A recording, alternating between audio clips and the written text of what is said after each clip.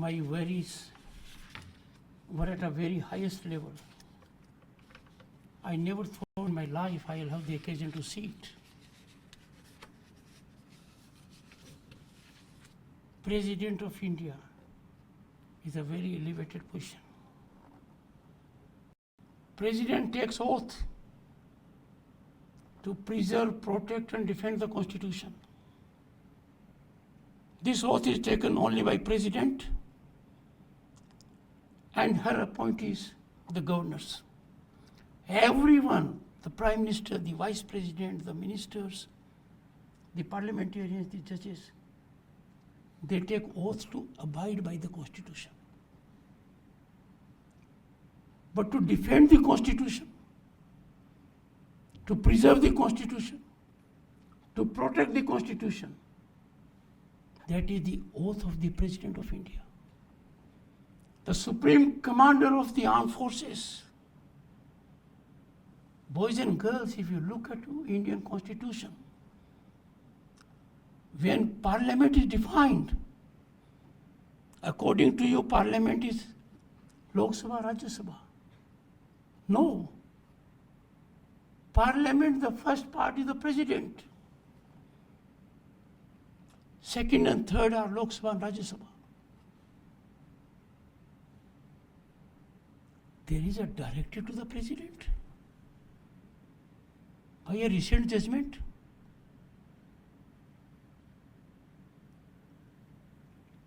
Where are we heading? What is happening in the country?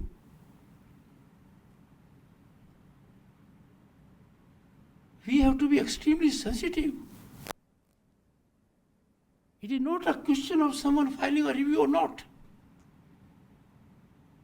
We never bargained for democracy for this day. President being called upon to decide in a time-bound manner, and if not, becomes law. So we have judges who will legislate, who will perform executive functions, who will act as super parliament, and absolutely have no accountability because law of the land does not apply to them. Let me tell you, boys and girls, every parliamentarian, and why parliamentarian? Every candidate in any election to assembly or parliament is required to declare assets. Judges don't do it. Some do, some don't. Time has come that we reflect deeply. I am not here to join issue. I am proud of Bharat that is rising as never before. The rise is unstoppable. I am proud of the ecosystem in the country, hope and possibility, buoyant economy, infrastructure, unbelievable, global reputation of the Prime Minister.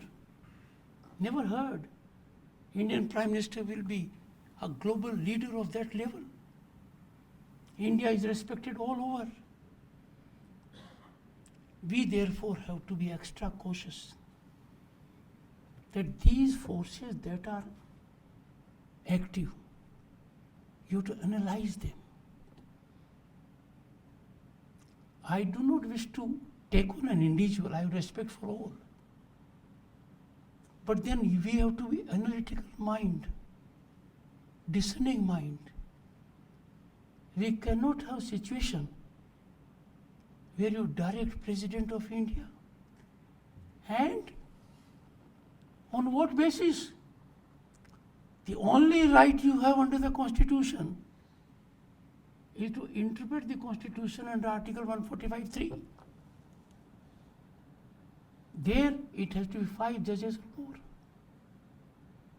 Boys and girls, when Article 145(3) was there, the number of judges in the Supreme Court was 8. 5 out of 8. Now 5 out of 30 and odd. But forget about it. The judges who issued a mandamus virtually to the president and presented a scenario it will be law of the land have forgotten the power of the Constitution. How can that combination of judges deal with something under Article 145(3) is preserved? It was then for 5 out of 8. We need to make amends in that also now. 5 out of 8 would mean interpretation will be by majority. Or 5 constitutes more than majority in 8. But leave that aside. Article 142. Article 142 has become a nuclear missile against democratic forces. Available to judiciary 24/7.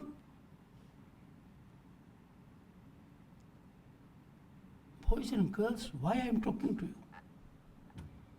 You are the future. You are the stakeholders. I am not addressing only you. I am addressing the entire youth of the country.